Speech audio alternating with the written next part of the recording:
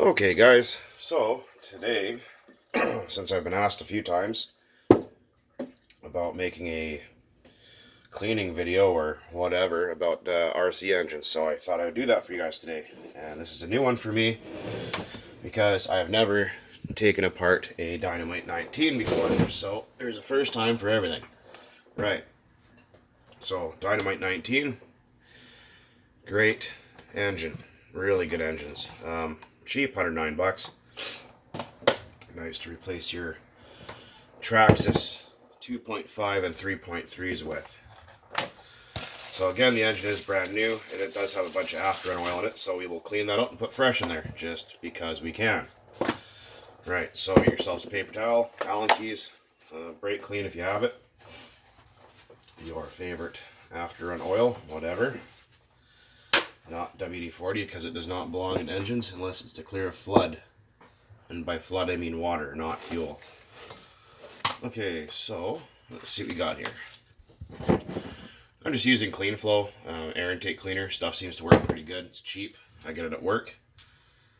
Let's see. Oh, what size? Yeah, I think it's 1 point or 2.0. Yeah, 2.0. So remove the back plate. Well, screws weren't even tight. That's strange. Sorry about that.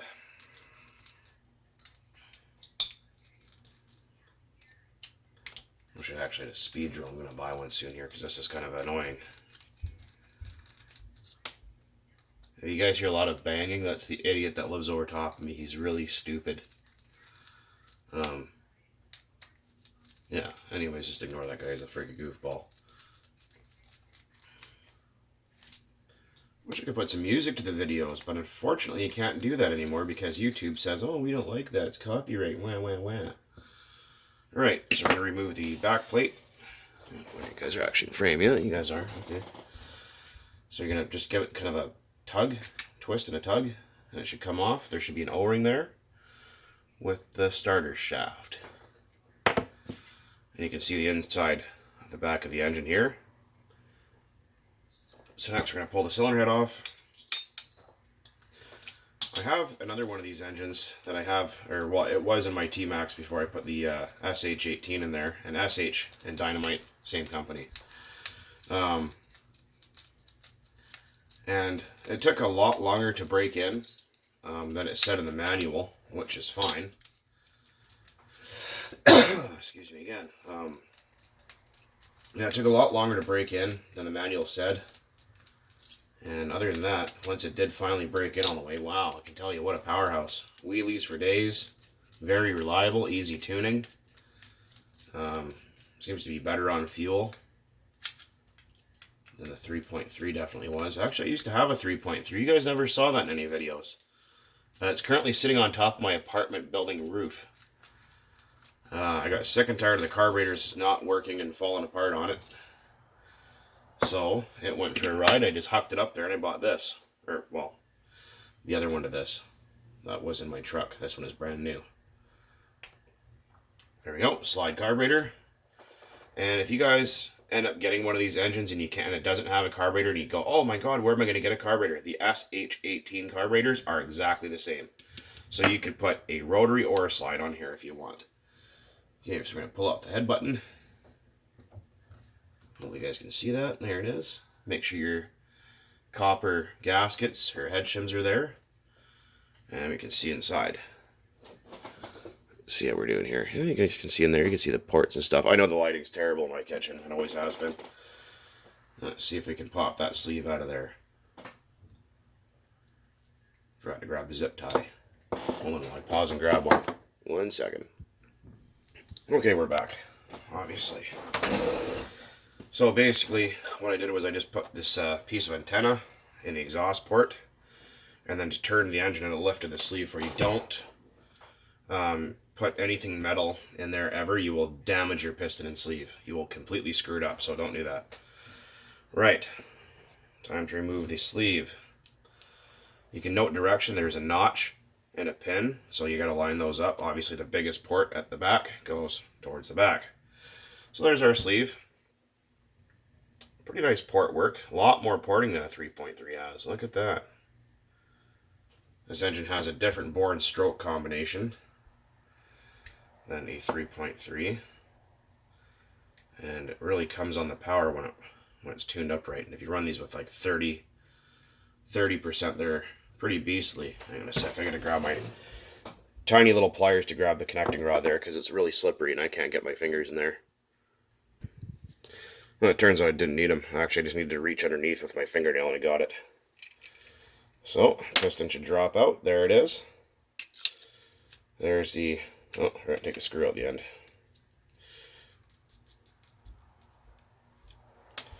And there's our crankshaft. Pretty nice. Dynamite's going to use the same kind of design forever, but whatever. Anyways, there's the piston. And connecting rod. Pretty nice. Alright, so with the clean it is the easy part. So take your favorite cleaner. Non-chlorinated brake parts cleaner is the best, but I don't have any of that, so I'm going to use some air intake cleaner. Chlorinated stuff, again, watch out because it does attack rubber seals and whatnot. So just take it and just kind of clean the inside of your block out with it. Just blow everything out with it. Don't be shy. Clean the outside while you're at it. Actually I forgot to mention that in the beginning of the video. Clean the outside of your engine first. That way you won't get any of the shit inside. And I don't know who keeps disliking my videos, but, you know, if you don't like it, just don't watch. Simple as that, right? And it's because if I said shit, well, sorry. It's the real world, not, you know, boo-boo kiddie time where everyone's going to be offended. It's not what my channel's about. If you can't handle the odd shit in there now and then, sorry about that. Too bad for you. And someone recently reported one of my videos because I said the F word. Ooh. I don't have time for people like that. If you want to be like that, go somewhere else. I don't have time for tending to everyone's precious feelings these days. Sorry about that, but that's the way it is. So just clean all your parts off. Just kind of clean all the oil and grease and whatever's off there. Check your bearings, see how they feel. Make sure they turn nice and smooth. There's no grittiness or notchiness in them. And there isn't. They feel nice and perfectly smooth. Well, obviously, shit is a brand new engine, right? But yeah, I mean, it never hurts. I mean, some people like to take their brand new engines apart and clean them before they actually run. You can do that if you want. It doesn't hurt anything. You can check out of your bearings, make sure there's no grit or crap in there from the factory. I mean, things happen, but, you know, whatever. But you can use compressed air to clean everything off. Holy cow, that stuff reeks. Well-ventilated area is a good idea as well, because you don't want to be breathing that stuff in. It's not good for you. I just gotta grab a paper towel and dry up for a minute here. Everyone asks, where do I film? Well, I film in my kitchen a lot because it's the only place in my house that actually has a light. Or, well, I shouldn't say that. It has okay lighting, because everywhere else the lighting sucks or the carpet's too dark to see anything on, and you guys have seen that in other videos. So, clean and dry like that. Take your after-run oil. You can use Klotz castor oil with the green label. Not as a storage lubricant, but if you're going to be running it shortly after. And just put some oil down in the bearings. Make sure they got some. You don't need to flood the engine with it. Take your crankshaft. Put some oil on it. Put some on the crank pin too. Remember, this is bare steel, so it will rust. So coat it with oil. People freak out. Oh my god, my engine's going to rust if I don't use after-run oil. Well, if you burn off all the fuel prior to shutting it off, you won't have that problem. Run your engine dry of fuel. People, oh, it'll hurt the engine. No, it won't. Control line engines, they run at full speed and get shut off by running out of fuel. That's how they are. And crankshaft is in. Turns nice and smooth like butter, just like it should. If you feel any gritty or notchy in there, it's probably needs more cleaning or the bearing's replaced. Got our piston here. I'm going to give it a quick wipe down. There it is. Very nice. And take your after-run oil or castor oil, whatever you got. Don't use, again, castor oil is not supposed to be a storage lubricant. It will get hard over time if you leave it sit for months on end. If it's for a week or a couple weeks, it's fine. Don't worry about it. But, yeah. And people say, oh, transmission fluid fixes everything. No, it does not. Okay, so we want to get that oil in here Remember, these are the highest stress parts of your engine when it's first starting. Put some oil in your piston. Don't be afraid of that. And again, WD-40 is not an assembly lubricant. People ask, hey, what way does a piston go? You can see that cutout, that notch here. That faces the front. So the long part of the piston will face the back. I'm going to point our crank up. This is the tricky part here, is trying to get it back on. Hang on a sec here. Getting close to camera space time. Hang on. Alright, sorry about that. I'm just starting to get low on camera time because it's going, okay, you got like 8 minutes left or something. Okay, so we got our piston back in. I put a little bit of oil there. Take our sleeve, and this will aid in putting it back in. Put a little bit of afterburn oil on the outside of the sleeve. Little dot on the inside. People go, oh, you use way too much oil, man. Well, it won't hurt anything if you do. You don't need to put gobs of it in there. You don't need to fill the damn engine with it. And we're going to line up our tabs here. You're just going to wiggle the piston a little bit, and it'll eventually line up with the sleeve. Sometimes you have to poke at it because it's not lined up. And just be gentle, and it will line up just like that. Then pop your sleeve down, make sure that little pin lines up, like so. Make sure the engine turns free, and people wonder, they get freaked out about this hard spot at the top of the cylinder. That's called pinch. That's normal. If you have pinch there, that's supposed to be like that when it wants to lift the sleeve out of the block. That means your engine is either new or in very good condition. If it has none and you can push the piston all the way through the sleeve when it's removed, it's worn out. Cylinder head, put it back on. Cooling head, put it back on.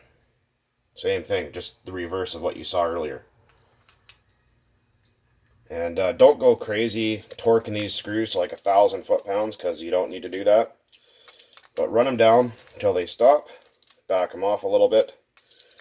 And then we will tighten them up in a crisscross pattern after. Don't go snugging one down all the way, because you can end up distorting things, and you don't want to do that. So right until they stop, and then common sense is your friend. You will be fine. Someone said that there is a torque wrench available for doing this. I've never seen one, so I don't know if that's true. But there could be. Take your afterburn oil, a little bit on the back here, a little bit on the O-ring, because it is rubber or silicone. And you're going to line up that notch, and line up the notch in the back of the crank, and then slip them together. If it doesn't want to go right away, hold the crankshaft and spin the back plate. You'll know when it's lined up. You'll feel it kind of go clunk right in the spot, or right into the spot it should be.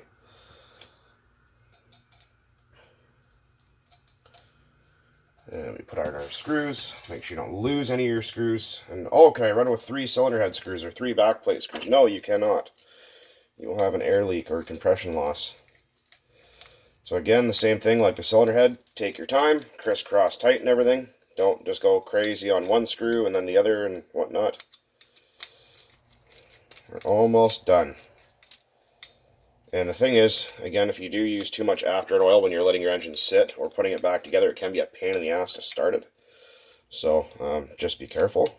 A thin coat on the piston and sleeve is all you need, just so nothing is dry when it first starts up. Alright.